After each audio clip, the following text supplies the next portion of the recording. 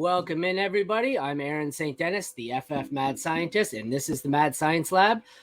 You can catch me on Twitter at FF Mad Scientist. You can find my work at The League Winners, King Fantasy Sports, DLF, and Player Profiler, which is scrolling across the bottom, as well as my rankings on Fantasy Pros.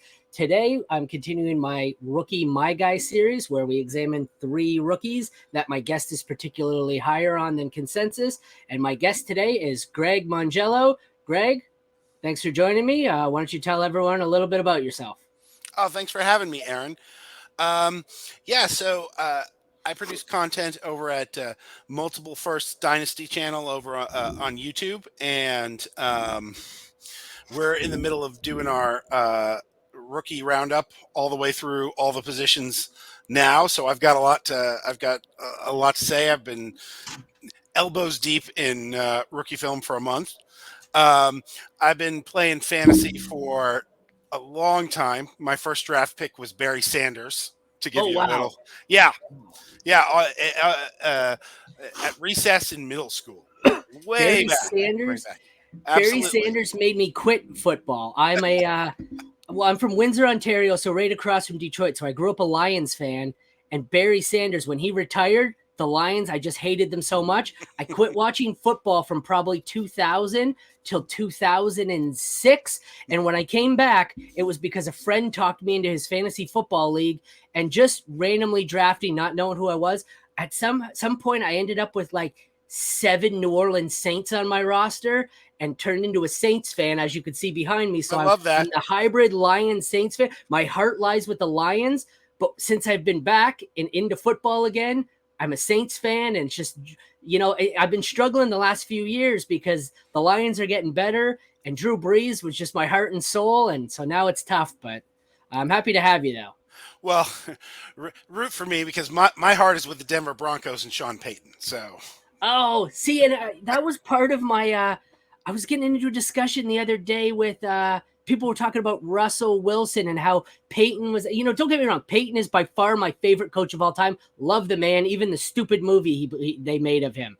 But my question was, are we 100% sure that Sean Payton wasn't just the product of a Hall of Fame quarterback? Like the years where he wasn't with Brees, he wasn't great. I think Peyton is a great coach, and it's entirely possible he resurrects the Broncos and Russell Wilson, but it's not out of the range of outcomes that all this is overblown and maybe Brees was just that good. So I am very scared, and it could be what you said, but like another bad scenario is that Russell Wilson is just deeply on the downs, unsavable. Yeah. And he could be great. Peyton could be great, and it doesn't matter. Yeah. And like, honestly, I think they should have saved their draft capital and tanked for Caleb Williams. And he'd be more useful than Peyton, I think. That's where I'm at. Pride is a hell of a thing, though, and they don't want to admit that the contract they signed looks stupid. But I mean, how many of they? What they need is someone like Cleveland to take them off their hands. Like, what was it, Osweiler? They signed a ridiculous deal, and then somebody took the stupid contract. But they sold the team. The new owners can just say, we didn't sign this isn't our trade. Yeah, that's fair. And then they got rid of Elway, didn't they? Yeah, he just left. Yeah, absolutely. All right, well, let's get into it. Your first guy, if I can bring him up here.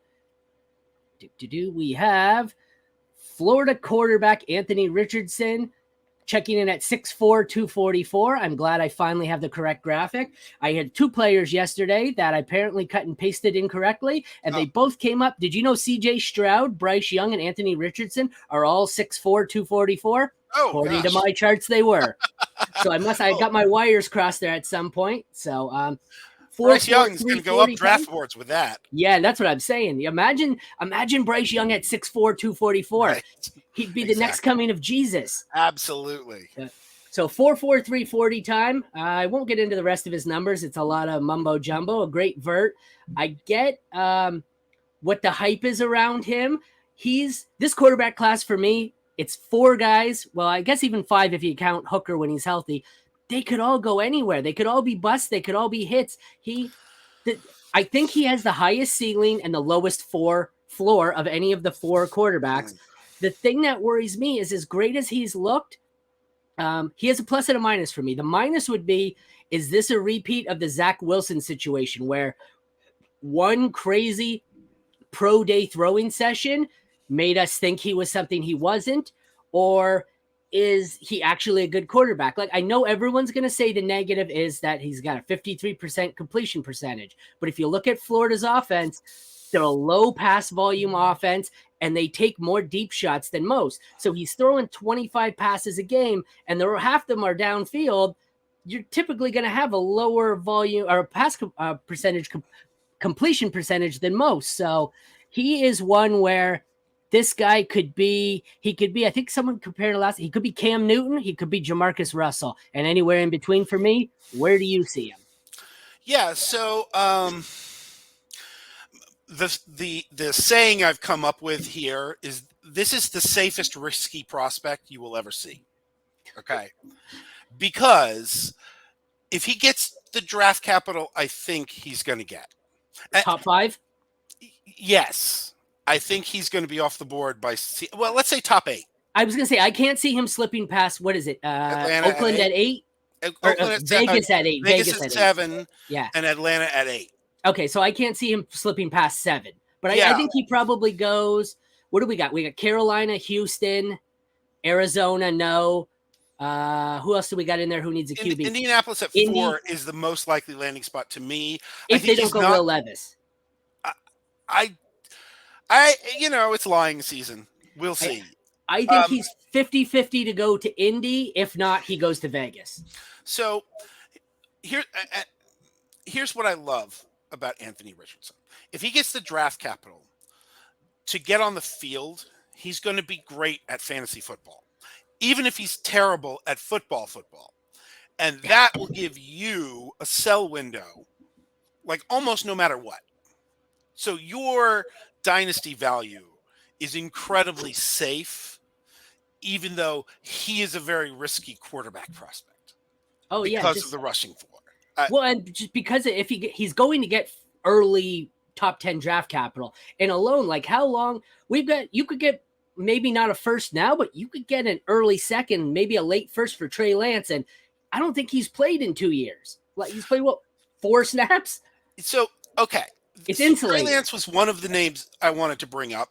Yeah. So I ended up with 2 shares of Trey Lance coming out of the draft, and then I took another one over in an orphan. Yeah. And then at the end of the first year, I felt bad about that. And so I turned that into 2 Trevor Lawrence shares and a Justin Fields share. Right? And he didn't do Trey Lance didn't do anything, but he had complete insulation, and he had complete insulation all the way until he broke his ankle. Yeah. I find he had complete insulation until recently when they said Brock Purdy's going to be the quarterback. And even now, you've still got people willing to pay a second just because they think it's a smokescreen, and it very well could be. So there's undying optimism with these top 10 quarterbacks. Absolutely. In fact, I acquired 3. So I sold all my Trey Lance shares a year ago. I acquired 3 more in January, 4 second-round picks. And then yesterday I sold one with a wide receiver for Tua. Right? So, do you see what I'm saying? There's so much insulation on the value with Richardson here. And the beautiful thing is you'll get a whole year to look and decide, do you feel safe with Richardson or do you want to trade him? And you'll have the two-way go there. He would be, if he, you know what? I'd love it if he could manage to go to Carolina. I don't think he goes that high. I'm really happy he's not going to go to Houston because I don't like whatever quarterback goes to a rookie head coach who came on the defensive side of the ball. I don't mind the Indy landing spot. Vegas, if they could get things, not going second to Houston, I think might work out in his favor. So I'd rather he goes as QB3 as opposed to QB2 in this scenario. I think his value might be better. I don't know. The Stroud and Young, I think, start from day one. I don't know if he's going to start from day one, but if he goes to Indy, they may have no choice. They do have no choice. So, And that is Shane Steichen is the offensive coordinator who brought us Jalen Hurts.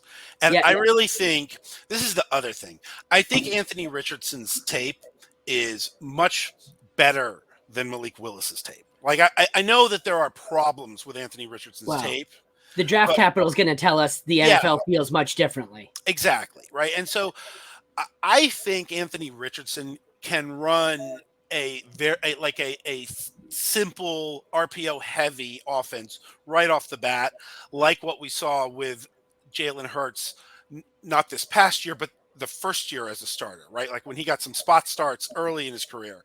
I feel like Richardson could come in and be okay, especially with Jonathan Taylor and Michael Pittman running that kind of system. So I think there's a lot to love about that landing spot in Indy that you brought up. Last question about him, then we got to move on. We're running a little long on that one. Where do you have him in your rookie QB rankings? 2, He 3, 1? he is my quarterback one pending draft capital. Okay, fair enough. I think, like I said, the top 4 and even Hooker, if he sneaks up as high as he could be, I could see this really changing. Whoever goes to Houston, I'm going to move them down. The Houston quarterback will not be my quarterback one, no matter who it is. I hate the landing spot. Okay, for next, dealer's choice, Abanaconda or Ford Wheaton? Let's go Izzy Abanaconda. We'll go up the value scale, or we'll go up the Can't go much traffic, lower than yeah. Ford Wheaton. When I was looking, he wasn't even on my DLF ADP, Okay. which I should bring up. For Richardson, it was the 4th overall pick. Abanaconda, they have him DLF Superflex ADP checking in at 26. So the start of the 3rd round. So Yeah, that's my pick. Just let me get to him quickly here. So we have his next guy is Pitt running back Izzy Abanaconda, checking in at 5'11", 216 with a 4.41 40 time. 5'11", 216 is a lot bigger than I expected for a guy that runs that fast. So is that what it is you like about him, or? So it's a combination. It's the height, weight, and speed in a class where a lot of guys have some questions. For example, I'm very out on A Chain. Well, there's a lot of guys who profile as pass catching backs or early down thumpers. There aren't many backs with that have the potential to be 3 down workhorses, and he may not ever get there, but he has the size and the speed. I don't really know. I haven't seen that much pass catching from him, but if he has that in his game, he could be a 3 down workhorse. What are your thoughts on him as a pass catcher? His best season reception total was 24, which is like fringe good enough. Yeah. Listen, this is never going to be a guy who is going to be a weapon out of the backfield. But what I'm looking for, I'm okay with these guys who are good enough with the ball in their hands that their teams are willing to leave them on the field to take the dump offs, right? Like we saw Leonard Fournette get 80 catches last year. He's not some great play. Ezekiel Elliott did not have a big passing profile coming out of college. How is he as a blocker? Well, that good enough. Good enough to stay on the field is the important part. We'll get there. Willing needs a little technique work. I think he can get there. He had 1,500 combined yards and 21 touchdowns in 2022. So you've got production, you've got size, speed, you've got some receiving work, and I think he is a really good short yardage converter. So even if he ends up in the 1A in an RBBC, he's going to get the goal line end of that, which can be as good as the passing end of that, right? And he's in that big tier after the top 3. Yeah. And you're going to follow the draft capital some there, but without knowing the draft capital, he's my favorite in that group. Well, and that's what I was about to say before we move on to the next guy. He's someone where he's been moving up for me based on the fact that he's one of the few who profiles with the potential to be a 3 down back. Draft capital and landing spot is going to determine whether he moves up for me or stays put. If they draft him early to a good landing spot, it's clear they think, he has a future with them. He slips to day 3. He's probably going to be someone I'll take late shots on, and that's about it. So a lot of these players, wide receivers and running backs in rounds 2 and 3 in rookie drafts, I think there's going to be a big shakeup come NFL draft. And based on capital and landing spot, you're going to see these ADPs finally settle in, because right now it's the wild, wild west from 112 to 306. It's just kind of take whoever the hell you want, draft your guys. So Absolutely. He's also going to be 20 on opening day. So he's Oh, that's very good. young. So that's like another thing. If he hits, you get more years out of him. So that's another reason to like this prospect. My ceiling for him, if everything goes right, is like pre-injury J.K. Dobbins. That's actually, I was trying to think of a comp, and that's probably the best one. All right, we will go to your last guy here. It's coming up. We have West Virginia wide receiver Bryce Ford Wheaton checking in at 6'4", 221, a 4.38 40 time. He is another guy where I'm going to probably follow your lead, and depending on what how much you like him, I may do some more research after, because he is a guy, I don't even have him. The DLF Superflex ADP goes to 62. He is not on the ADP as of now. Yeah. So he's not going in the first 5 rounds. And honestly, as we were saying earlier, I've written tons of rookie profiles. He is not a guy I've written or analyzed anywhere for any of the sites. I have I have the player card I made up here with his, his metrics and whatnot, but he is a total wild card to me. So I'm hoping you can enlighten me a little bit here. He looks to be, from what I've seen just from this player card alone, the size and speed gives him probably a higher ceiling than a lot of the other the other receivers in this class. I don't think I've seen too many guys with prototypical alpha size and speed. So what is it about him you like? Yeah, well, I mean, he jumped onto my radar when he ran that at the combine with that weight. So his, I don't know if you're familiar with the I'm sure you are, the relative athletic score, the RAS RAS score on so what is that? Math Bomb, Kent Platt? Yeah, Math Bomb. So Bryce Ford Wheaton posted the 11th best RAS score for a wide receiver of all time out of over 3,000 players. You know what the funny part is? I made these damn player cards for my shows, and we talk about the damn RAS score on every show, and I don't know why I didn't include them, other than the fact that he's kind of a little bit behind with calculating his RAS scores, and I think I didn't want to go in and have to do them individually by hand, but I've got to start adding them to this, because the first thing we say is height, his weight, his 40 time, and then it's what's his RAS score, as opposed to who really gives a shit what his 3-cone score or his bench press is. So I've got to include that. So sorry, continue. No, absolutely. So he's the 11th highest wide receiver RAS score of all time. By the way, Andre Yoshivas from Princeton, 14th best RAS score of all time. Oh, I love him. He's a guy I definitely know. Yeah, right. So this is like big school Yoshivas. If you like that, you'll like this. The 10 guys with a better RAS score than him include 3 first ballot Hall of Famers and 2 more Pro Bowlers. Oh, is that all? Yeah, right. So, so like, the ceiling is everything. I don't. The floor is he could be terrible, right? Absolutely. That's sort of the median outcome.